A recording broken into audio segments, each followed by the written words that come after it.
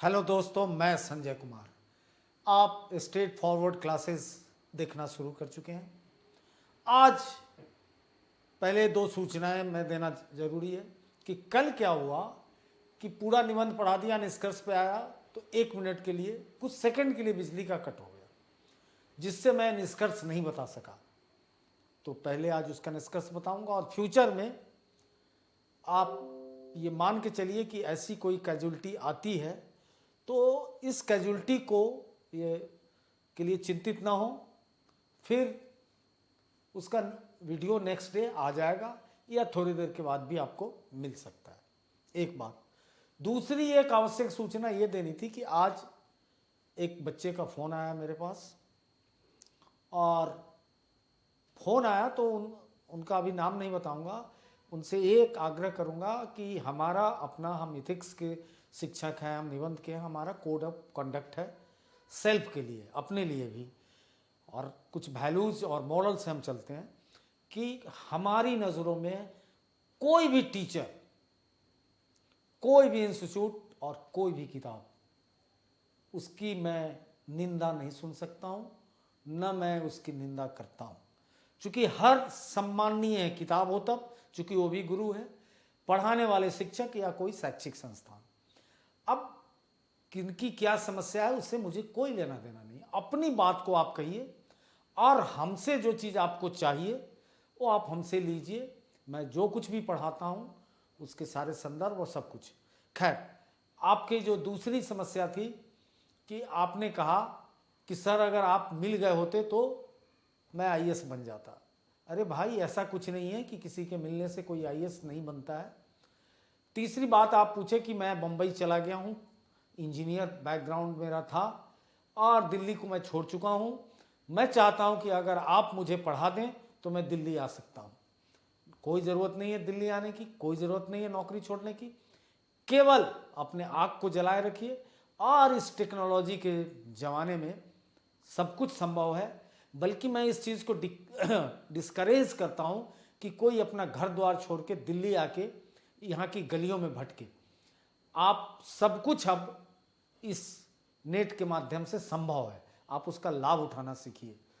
और आपने कहा कि कभी भी इथिक्स में हमें 2.5 से ज़्यादा अंक नहीं आया।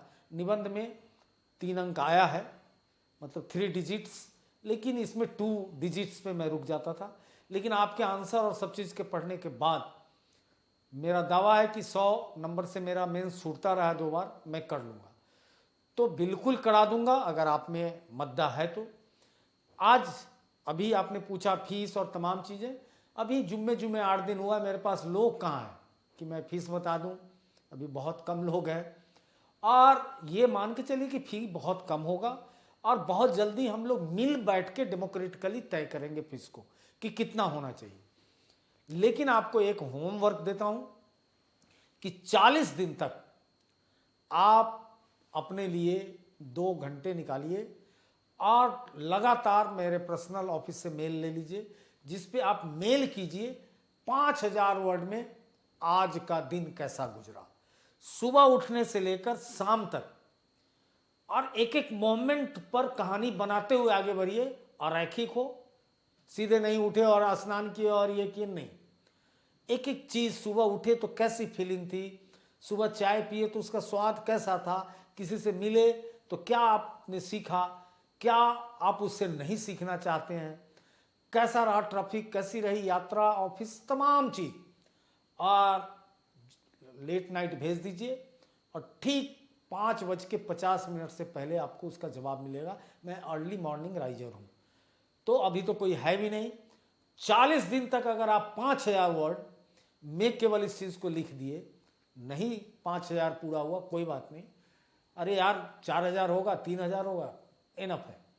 तो आपकी पूरी चीज़ों को मैं समझ लूँगा, और आप आंसर को पढ़ें, समझें कि मैं क्या करना चाहता हूँ। नियमित क्लास को देखें, ऐप को ज्वाइन करें, और आपकी ये समस्या। तो ये 2 बातें थी, बिजली और ये। तो कल के निबंध पे पहले मैं चर्चा करना चाहूँगा कि दूरदर्शी निर्णय तभी लिए जाते हैं जब अंतर्ज्ञान और तर्क में परस्पर मेल हो। तो इसका निष्कर्ष छूट गया था। देखिए, चीजों को जब तक संदर्भ से आगे नहीं बढ़ाएंगे तो न चीजें रोचक होंगी न मानक होंगी। आप अलग अलग सांस्कृतिक परिवेश से लोग आते हैं। कुछ लोग सोचते हैं अरे सर इतना संदर्भ देंगे याद नहीं रहे, काहे नहीं याद रहेगा। बैगर संदर्भ के कोई बेवकूफ बनने के लिए नहीं बैठा हुआ, खासकर व्हाट्सएप यूनिवर्सिटी ने जिसको जो मन किया उसको बना दिया। तो ये चीज आपके आंसर में झलक रहा है, ये नहीं होना चाहिए। संदर्भ से आगे बढ़ना है, क्योंकि कई चीजें जब मनुष्य का विकास होता है तो वो सोशल डेवलपमेंट और कल्चरल डेवलपमेंट में चीजें मानक बहुत चीजें नहीं रह जाती। जैसे हम बिहार के हैं, सर्दी जुकाम होने पे लोग कहेगा अरे केला मत खाओ, खट्टा चीज नहीं खाना है, अचार नहीं खाना है, नींबू नहीं खाना है। ठीक मैं मॉर्निंग वॉक में हरियाणा के लोगों के साथ घूमता हूँ, अरे दही हुआ, खट्टा नहीं खाऊंगा, दही नहीं खाऊंगा, अरे जुकाम हुआ है। अब एक बात बताइए, ये बात मैं जब दिल्ली विश्वविद्यालय में आया, मैं बीमार पड़ा तो विश्वविद्यालय के अस्पताल में गया तो सरदार जी बहुत बड़े फिजिशियन थे, उन्होंने कहा कि केला वाला खाया करो यार, फ्रूट थोड़े ताकत आएंगे, पानी उनी पियो ठीक हो जाओगे। हल्का बुखार था तो मैंने कहा भाई जुकाम है उसमें केला खाऊं? तो बोला बिहार से आया हूँ। बोले जी, तो समझ गए। तो उन्होंने बोला कि नहीं, विटामिन सी चाहिए सर्दी के लिए और सारे फ्रूट में, और नींबू पानी ये सब पियो। तो वो परसेप्शन पूरा लाइफ का मेरा बदल गया और मैं दिन रात उस चीज़ को जहाँ भी रहता हूँ फॉलो करवाता हूँ लोगों से। तो संदर्भ मैं अपना लेके जी रहा था और गलत लेके जी रहा था। भाई विटामिन सी सारे खट्टे चीज़ों में पाए जाते हैं, नींबू में, आंवला में, और वही जुकाम में छोड़ दीजिए जिससे ठीक हो सकता है, केला में है, तमाम ढंग के विटामिन हैं। तो इसलिए मनमाना नहीं, निरंकुश और अराजक लेखन स्वीकार्य नहीं है।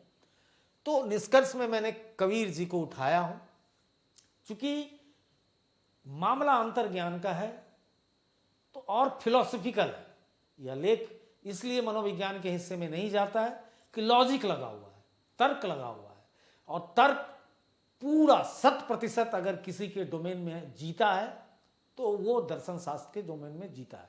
इसलिए अंतर्ज्ञान और तर्क के रिश्ते को हम उसके पहलू में अगर और ऐसे लोगों के पहलू और पल्लू में ढूंढेंगे तो उसका सही निष्कर्ष निकलेगा। तो कबीरदास कभी भी अंतर्ज्ञान की बात नहीं करने वाले संत हैं, लेकिन वो जीवन में व्यक्तिगत अनुभव और मूल्यों पर जोर देते हैं और ज्ञान के 3 साधन वो बताते हैं। कौन कौन से साधन बताते हैं? तो पहला वो बताते हैं प्रत्यक्ष ज्ञान, हर कोई बताता है, और बल्कि यहीं से यही विद्रोह शुरू हुआ था बुद्ध से भी। अरे पहला प्रत्यक्ष ज्ञान जो हम देखते हैं, समझते हैं, अगर ये बोर्ड है तो ये प्रत्यक्ष ज्ञान आप ले रहे हैं, ये बोर्ड पे लिखने का एक इक्विपमेंट है तो है, ये खल्ली है। दूसरा अनुभवात्मक ज्ञान, और तीसरा आध्यात्मिक अंतर्दृष्टि। अब एक बात बताइए कि प्रत्यक्ष ज्ञान तो आप किसी चीज को देख के ले लिए, अनुभवात्मक ज्ञान की गठरी लेके हर कोई चलता है। एक बच्चा भी जैसे जैसे बड़ा होता है तो सबसे पहले अनुभव रूपी ज्ञान उसके अंदर आता है, लेकिन आध्यात्मिक अंतर्दृष्टि जो साधना से व्यक्ति के अंदर आता है, तो आखिर इन्हीं तीनों के सहयोग से ही तो अंतर्ज्ञान की भी उत्पत्ति होती है। अंतर्ज्ञान के लिए भी ठोस धरातल चाहिए, सीधे एकाएक नहीं हो जाता है कि अच्छा ये होने वाला है, ये ऐसा होगा, नहीं होता है। उसके लिए भी ठोस जमीन चाहिए, भले ही वो चीजें अमूर्त ही प्रवृत्ति के हों, यानी उसको हम छू कर टो कर नहीं देख सकते हो, मूर्त प्रवृत्ति के ना हो, अमूर्त हो, लेकिन इन तीनों के मिलने से ही अंतर्ज्ञान की उत्पत्ति होती है। इसलिए कोई भी व्यक्ति अंतर्ज्ञान को कोरी कल्पना करके खारिज नहीं कर सकता है, रिजेक्ट नहीं कर सकता है। उसमें मुसलसल इन टोटलिटी उसमें बहुत दम है। इसलिए और चूंकि संचित अनुभव से कहीं ना कहीं वो कनेक्ट हो जाता है। जो जीवन भर का किसी के पास रिजर्व अनुभव है, तो संचित अनुभव का बहुत बड़ा रोल है अंतर्ज्ञान को मजबूत करने में, उसमें उत्तेजना लाने में, उसकी त्वरा को बढ़ाने में, और उससे व्यक्ति सहज निष्कर्ष पे पहुंचता है। अब इन सभी का निष्कर्ष अंतर्ज्ञान के बारे में निकलता है कि बहुत भरोसेमंद साथी है, इसे आप इग्नोर नहीं कर सकते। दूसरी बात निकलता है कि अंतर्ज्ञान और तर्क के बीच जो परस्पर क्रिया होती है वो गतिशील होती है, क्योंकि आप उसके बाद गति प्राप्त करने लगते हैं, मतलब काम को करने लगते हैं। केवल चिंतन के लेवल पे वो रिजर्व नहीं हो जाता है, तो उसके आधार से कोई योजना बनने लगती है, उसके आधार से आपके अंदर उत्तरोत्तर एक रचनात्मक प्रवृत्ति जन्म लेती है। तो इससे निष्कर्ष निकलता है कि विभिन्न स्थितियों में दोनों के बीच अलग अलग संतुलन की जरूरत है और दोनों के सहयोग से ही चीजें आगे बढ़ेगी। तो मैं बगैर किसी किंतु परंतु को मैं इस निष्कर्ष पे पहुंचा हूं कि केवल दूरदर्शी निर्णय ही नहीं, जीवन के सारे छोटे बड़े निर्णय सबको लेने में इन दोनों का अन्योन्याश्रय संबंध है, चोली दामन का रिश्ता है। कि कोई भी डिसीजन होता है तो उसमें अंतर्ज्ञान और तर्क की भूमिका है। तो इस तरह से इसका निष्कर्ष आप लिखें और खुद देखें, खुद आपस में मित्रों से डिस्कस करें, तो आपको फर्क नजर आने लगेगा। और किसी को भी बार बार कहता हूं कि क्लासेस तो चल ही रही है, नियमित रूप से कीजिए, आप ऐप पे जाइए, और बहुत जल्दी हम फ्री में मॉक टेस्ट मेंस की घोषणा करने जा रहे हैं, बहुत जल्दी चालू कर देंगे, जिसमें इथिक्स, निबंध और पे ही होगा। बाद में सब्जेक्ट वाइज देखेंगे कि कैसा क्या कर सकते हैं, लेकिन इस दोनों पे बिल्कुल फ्री होगा, फुल लेंथ टेस्ट होगा और उसका इंतज़ार कीजिए। लेकिन उससे पहले आप शुरू कर दीजिए कम से कम 5000 शब्दों में प्रतिदिन, कि आज का दिन सुबह से हो गई शाम, कुछ भी शीर्षक डालिए और शुरू कीजिए। उससे क्या होगा, क्रिटिकल थिंकिंग डेवलप होती चली जाएगी और कहाँ कहाँ आपको ज़रूरत है हमारी, हम आपको प्रॉपर डायग्नोज कर पाएंगे, देन ट्रीट कर पाएंगे, तब आपकी बीमारी का निदान होगा। तो हमको डायग्नोज और हमारे ऑफिस से लीजिए, व्हाट्सएप नंबर है उस पर भी भेज दीजिए, कोई दिक्कत नहीं। अभी तो कोई बहुत लोग हैं नहीं, व्हाट्सएप पे आ जाएगा, मैं बताऊंगा, एक एक चीज़ बताऊंगा, अनोखा बताऊंगा। चलिए आज के अब निबंध पे हम बात करना चाहेंगे। तो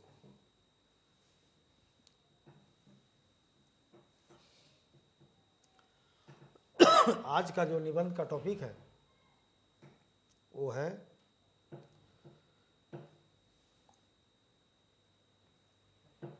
सभी भटकने वाले गुम नहीं होते। Not all who wander are lost.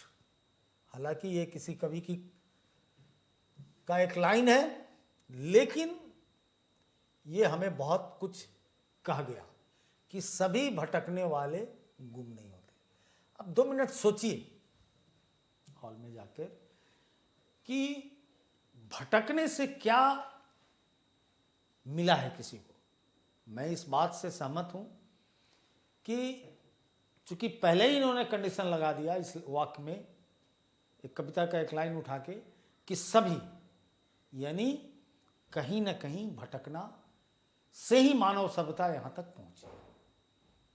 मानव सभ्यता तक यहां तक पहुंचने में अगर सबसे ज्यादा भूमिका किसी की है, भटकने वाले। बड़ा इस निबंध का ट्रीटमेंट मैंने बड़े अलग अंदाज में किया है। शायद कई लोगों को लगेगा कि अरे ऐसे कैसे निबंध लिखा जा सकता है, लेकिन बिल्कुल, चूंकि निबंध की परिभाषा मुझे इजाजत देती है कि वो साहित्य के हर विधा में थोड़ा अपने अंदर समेटता है। तो मैं 4 केस स्टडीज को जोड़ा हूं, 2 पश्चिम के हैं और 2 भारत के लोग हैं। एक बिल्कुल बहुत अनोखा नाम लाया हूं, आप इंजॉय करेंगे। दूसरा नाम चार्ल्स डार्विन का मैंने लिया है, दूसरा केस स्टडी। तीसरा मैंने लिया है आदि शंकराचार्य को लिया है, और चौथा राहुल सांस्कृत्यायन को लिया है। सोचिए कि अगर इन चीजों, इन चारों के भटकाव को देखिए, भारत के भी संदर्भ में, वैश्विक संदर्भ में भी, और इसके लाभ को देखिए कि ये चारों इतने भटके लेकिन क्या नहीं दिए इन्होंने संसार को। तो इस चारों का पूरी मानव सिविलाइजेशन, सभ्यता ऋणी है। इससे मैं निष्कर्ष निकालूंगा, इससे मैं बनाऊंगा। तो बहुत अच्छा इसका इंट्रो मैं बनाना चाहा। आज मानव सत्ता जिन जिन उपलब्धियों के बल पे इठला रही है, उसकी नींव में वो सभी भटकने वाले ही हैं। उनकी त्याग और तपस्या से सभी के लिए वरदान है। यकीनन सभी भटकने वाले लक्ष्यहीन नहीं होते। मेरी आंखों के सामने दर्जन भर भटकने वाले उपस्थित हैं, ओवरलैप कर रहे हैं, आ रहे हैं, डूब रहे हैं, जा रहे हैं, जिनके अथक प्रयास से मानवता को सर्वथा एक ठोस उपहार मिला है। लेकिन स्पेस, समय, पेशेवर मजबूरी के कारण सभी का संदर्भ देना यहाँ संभव नहीं है। मैंने 4 संदर्भ लिए हैं और उस 4 संदर्भ पे चर्चा करूंगा। एक बड़ा नए मिजाज का निबंध देखने को आपको मिलेगा। मैं पहले ही बता चुका कि भारत के संदर्भ में आदि शंकराचार्य, राहुल सांस्कृत्यायन, ब्रिटानी संदर्भ में चार्ल्स डार्विन और George Washington Carver. George Washington Carver, खासकर जो हमको लगता है कि जिनका बोटनी बैकग्राउंड है या एग्रीकल्चर है, थोड़ा बहुत केमिस्ट्री वाले भी जानते होंगे। मैं बहुत पहले एक किताब एडिट कर रहा था, जिस किताब में बच्चों के लिए है, बहुत बड़े फॉरेन ऑथर का है। उसमें कार्वर की चर्चा है कि कैसे कोई कैरेक्टर बिल्ड होता है, कैसे कोई व्यक्ति आगे बढ़ सकता है। तमाम मुसीबत के बाद बड़े कम लोग हैं दुनिया में जो अपनी जिजीविषा, अपनी आकांक्षा, जो बृहदारण्यक उपनिषद में है कि आपकी आकांक्षा, आपकी इच्छा ही कर्म है और कर्म ही भाग्य है, तो बिल्कुल इन चारों के साथ लागू होता है। लेकिन कार्वर तो कमाल का है कि इसके साथ ये लागू होता है कि कैसे व्यक्ति अपनी जिजीविषा, इच्छा, सत्यनिष्ठा से क्या पा नहीं सकता है। हालांकि इनको मरे हुए भी 80 साल हो गया, लेकिन आज भी अमेरिकन समाज में जो इनकी प्रतिष्ठा है, बहुत प्रतिष्ठित व्यक्ति है। अमेरिका का एक जगह है डायमंड ग्रोव, वहाँ एक जमींदार था और उस जमींदार का एक सेवक था, ममोज कार्वर। उसके घर एक बेटा पैदा हुआ। बेटा पैदा हुआ, कुछ दिन के बाद पिता की दुर्घटना में मृत्यु हो गई। कुछ सप्ताह का ही था कार्वर, वाशिंगटन कार्वर। चूंकि याद रखना आसान है, अमेरिका के पहले राष्ट्रपति का नाम जॉर्ज वाशिंगटन है, उन्हीं के नाम पे इसका रखा भी गया था। और कार्वर, चूंकि वो जमींदार था का नौकर था, ये लोग गुलाम था, दास था, तो उसने अपनी आइडेंटिटी के लिए इस बच्चे का नाम कार्वर रख दिया। उसके बाद माँ बेटा दोनों को लुटेरे उठा लेते हैं। अजीब बात है, माँ को नहीं छोड़ता है, इस बच्चे को छोड़ देता है। ये बच्चा बाहर पड़ा मिलता है, फिर कार्वर दंपत्ति इस बच्चे को ले आती है, छोटा बच्चा। अब देखिए कैसे पल में पढ़ ले हो बहुरी करेगा कब। जो कभी कहते हैं कि सब कुछ खत्म तो बहुत ज़्यादा और अधिक काम कब करो, कब क्या हो जाए। अब देखिए जिंदगी की कहानी, गुलाम भी है, नस्ल भेद का शिकार भी है, लेकिन इसके अंदर पढ़ने की एक सहज, एक नेचुरल प्रवृत्ति है, एक नैसर्गिक उत्साह है। और ये जमींदार से होश संभालते ही ये बहुत नजदीक हो गया प्रकृति का। माँ पिता के प्यार न मिलने से नेचर को ये बहुत समझने लगा और कहीं ना कहीं साइलेंटली ये मौन रूप से नेचर को ही अपना सब कुछ मान लिया। चलिए भाई, अब इसको कुछ स्कूल में पढ़ने की इच्छा हुई। कारवर दंपत्ति को इसने कहा भी, तो हफ्सी के लिए बड़ी दिक्कत थी। फिर कारवर दंपत्ति ने एक दूर के रिश्तेदार से बात की और वहाँ इस बच्चे को भेजा गया। वहाँ ये जब गया तो उस दंपत्ति ने इसको एक लक्कर के घर में रहने को छोड़ दिया, छोटे बच्चे को। सुबह तक बेचारा भूखा था, खाया हुआ। उसके बाद वहाँ एक हफ्सी को अलाउ था उस स्कूल में, इसका नामांकन हुआ और ये साथ में बर्तन धोने लगा, खाना, मतलब जो भी हो सकता है करता रहा। बाद में हायर एजुकेशन की इसको तक अब जाने की इच्छा हुई, तो हायर एजुकेशन के इसलिए एक बहुत इंटेलिजेंट हाईलैंड विश्वविद्यालय है अमेरिका में, जहां नामांकन के लिए इसने अप्लाई किया तो इसका एप्लीकेशन एक्सेप्ट हो गया।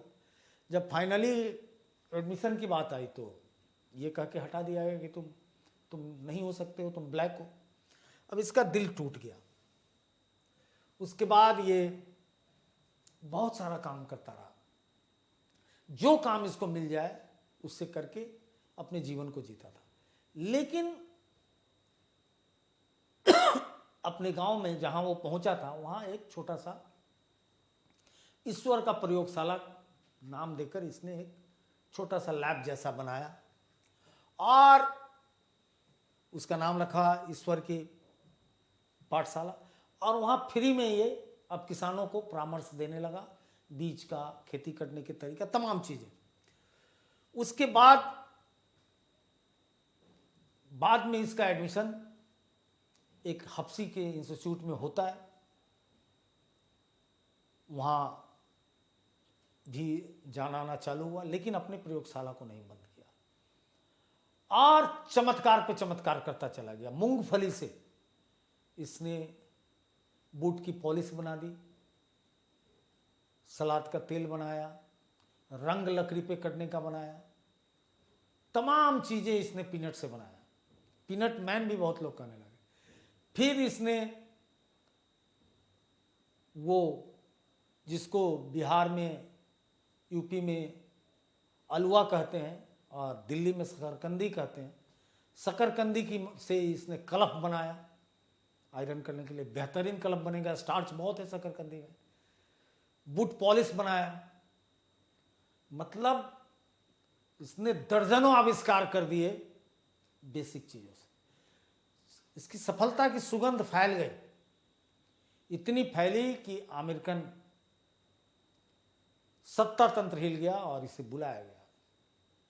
और 10 मिनट का टाइम, जनरली इनोवेटिव लोगों को अमेरिका शुरू से अपने संसद में इंट्रोड्यूस करती है। 10 मिनट का टाइम दिया जाता है। 1 घंटा 40 मिनट तक बोलता रहा और किसी ने चू भी नहीं किया। उसके बाद इसकी बोली लगी। महान आविष्कारक एडिसन इसको 2 लाख रुपए वार्षिक पे नौकरी देने को तैयार हो गए। हेनरी फोर्ड तो बोला कि तुमको जो लेना है ले लो, लेकिन तुम मेरे साथ जुड़ो। सबको छोड़कर यह व्यक्ति फिर से अपने ईश्वर की प्रयोगशाला में चला गया और अपने उस छोटे से लैब में, जहां बहुत कुछ नहीं था इक्विपमेंट, और उस लैब में काम करता रहा आजीवन किसानों के लिए। जब तक यह जीवित रहा तब तक ये किसानों की सेवा करता रहा और अंत में 5 जनवरी 1943 को ये दुनिया से चला गया। कहानी ये है कि ये इससे बड़ा भटकाव क्या होगा और इससे बड़ा परिणाम क्या होगा। और आप एक भी उदाहरण बता दो कि इतना कष्ट से कोई जीवन की इतनी बड़ी ऊंचाई लिया गया। उसे अमेरिका का सर्वश्रेष्ठ नागरिक सम्मान मिला, सब कुछ मिला, उसका कुछ कमी नहीं रही, सब कुछ उसने पा लिया। लेकिन इतना कष्ट, अद्भुत कष्ट और अद्भुत जिजीविषा की कहानी। दूसरा, मैं मानता हूं, हालांकि मैं बहुत सहमति नहीं रखता हूं, लेकिन हिंदुस्तान में अगर 5 बहुत बड़े ब्रेन हुए तो सर्वथा उसमें पहला स्थान मैं पाणिनि का देता हूं, जिसकी बदौलत हम लोग इतने अच्छे भाषा के धरोहर के वारिस हैं कि पूरे भाषा का सूत्रीकरण अद्भुत। मैं ही नहीं, नेम चोम्स्की से जब हमारी बात हुई, जब इंडिया में 2005 में आए थे, तो उन्होंने विलाप किया कि पाणिनि जैसा व्यक्ति पूरे पश्चिम में नहीं हुआ जो व्याकरण को इतना कोडिफाई कर सके, और इतनी अच्छी देवनागरी लिपि की कौन शब्द कहाँ से बोला जाएगा, और ऊर्ध्वमुखी है, क यहाँ से है तो मूर्धन्य यहाँ से है, ए कहाँ से है, बी कहाँ से, किसी को नहीं पता। इतना साउंड सिस्टम पे, इतने मतलब उसमें इतना लिरिक्स है, इतने गीत हैं हमारे देवनागरी अल्फाबेट में, कहीं नहीं। दूसरा, मैं आदि शंकराचार्य को मानता हूँ। कहाँ केरल, कहाँ भाषा, कहाँ रोड, कुछ नहीं। 7वीं 8वीं शताब्दी में एक युवा, बहुत सबको बड़ा कम उम्र मिली इन लोगों को, 30-32 साल में वो आदमी गुजर जाता है, लेकिन हिंदुस्तान के भौगोलिक एकीकरण के लिए कहावत में अगस्त मुनि को मैं मानता हूं कि पहला प्रयास किए कि आर्यावर्त से विंध्य गए, जो बार बार देखते हैं कि अध्यक्ष मुनि की अध्यक्षता में संगम का तीनों तमिल संगम हुआ था। है धर्मशास्त्र में तो अगस्त ही पहले एकता स्थापित करने वाले हैं, लेकिन रियल क्या ब्रेन पाया, और वो शंकराचार्य है। उसके बाद मुझे अकबर याद आता है कि क्या मतलब डिस्लेक्सिया के चलते वो पढ़ नहीं पाया। वो तारे जमी के जो हीरो को प्रॉब्लम है आंख से लेटर, लेकिन क्या सोच का वो व्यक्ति था कि एक कट्टर सुनी, अपना धर्म भी छोड़ा, और क्या कमाल का उसका विजन रहा। और 5वें नंबर पे 2 लोग हैं, उसमें 60-40, 60% गांधी को मानता हूं और 40 नेहरू। मतलब है तो एक से एक, अब इसमें अलग अलग फिर बनाया जाए तो नहीं, लेकिन मैं इन लोगों को बहुत ज्यादा, मतलब उम्मीद से ज्यादा इन लोगों ने किया है, इसलिए क्लासिफिकेशन है। वैसे ऐसे सैकड़ों क्लासिफिकेशन किए जा सकते हैं। अंत में मतलब एक चीजों को समझाने के लिए मैंने किया। तो अब मैं बात करूंगा, चूंकि कार्वर का नाम सब नहीं जानते तो इसलिए उनको पहले लाया। दूसरा, वो और कोई नहीं, शंकराचार्य हैं, जिन्होंने आध्यात्मिक चेतना और हिंदू धर्म के तार्किक अध्येता के रूप में इन्होंने प्रवेश पाया।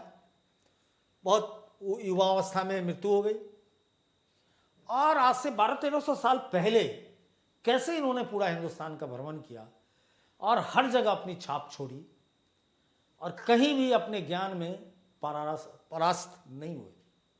वो बिहार की महिषी वाली घटना है, चूंकि वो बात कामसूत्र पे हो गई तो विड्रा किए, परास्त नहीं किया जा सका।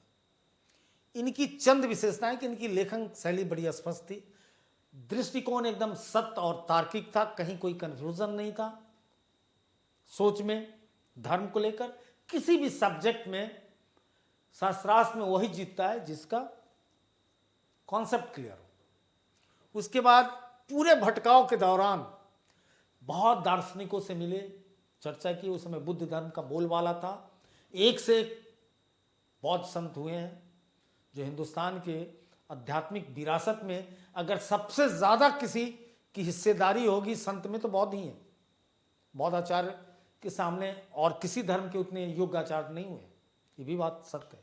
लेकिन सबके ऊपर ये अपना प्रभाव डालते रहे, और जो ब्रह्मसूत्र की समीक्षा इन्होंने ब्रह्मसूत्र भाष्य के रूप में किया, या उपदेश सहस्त्री 1000 उपदेश का जो संकलन है, अद्भुत कृति है। और उसके बाद सोचिए कि उस काल में अगर ये चारों मठ नहीं बनाए होते तो बहुत संभावना है कि भारत का जो डेमोग्राफी आज जो देखने को मिल रहा है वो नहीं हो सकता था। क्योंकि चारों ओर इतना तेजी से इस्लाम का प्रभाव फैला है, हमारे सारा पड़ोसी सब कोई, इंडोनेशिया, सब हिंदू राष्ट्र, कंबोजिया, और चारों ओर इस्लाम का हुआ। तो शंकराचार्य ने, चूंकि आदमी जब भी धर्म के मामले में कोई डिबेट हो तो एक तरह से ये सुप्रीम कोर्ट था कि वहाँ डोमेन बांट दिया कि ये 4 से पूरा भारत इनके नेतृत्व को मानेगा। हालांकि आज वो स्थिति नहीं है, उस पर कभी चर्चा करेंगे। तो ये 4 पीठ में भी इनका दिमाग देखिए कि इन्होंने जो पहला मठ है श्रृंगेरी, आंध्र प्रदेश में, इस पीठ का गठन साम वेद के आधार पर किया गया और इसका आधार वाक्य है अहम ब्रह्मस्मि, मैं ब्रह्म हूं। दूसरा मठ द्वारिका मठ गुजरात, ये साम वेद पे, सॉरी ये साम, ये यजुर्वेद पे, तत्त्वमसि वह तुम हो। तीसरा मठ ज्योतिर्मठ अथर्ववेद पे, आत्मान ब्रह्म, यह आत्मा ही ब्रह्म है, जोशीमठ उत्तराखंड। और चौथा गोवर्धन पुरी उड़ीसा, प्रज्ञानम ब्रह्मम, चेतना ही ब्रह्म है, ऋग्वेद पे। तो इस विजन से, इस भटकाव से, जो चीज हिंदुस्तान को धार्मिक एकता या अपने धर्म को अक्षुण्ण रहने में अध्यात्म के साथ, चूंकि सब वेद से, कर्मकांड और पाखंड नहीं है, और उस हिसाब से इन्होंने बनाया। इतनी बड़ी सोच, इस उम्र में तो आप लोग सिविल सर्विस की तैयारी कर रहे हैं भाई, उस उम्र में इतना बड़ा काम कर चुके थे। तीसरा राहुल संस्कृत्यान, भटकने में भाई इनका कोई जोरा नहीं, और भारत की सभ्यता और हिंदी सदैव इनका ऋणी रहेगा। ये 30 भाषा जानते थे लेकिन लिखे केवल हिंदी में। पढ़िए राहुल संस्कृत्यान की चीजों को, अकल खुल जाए।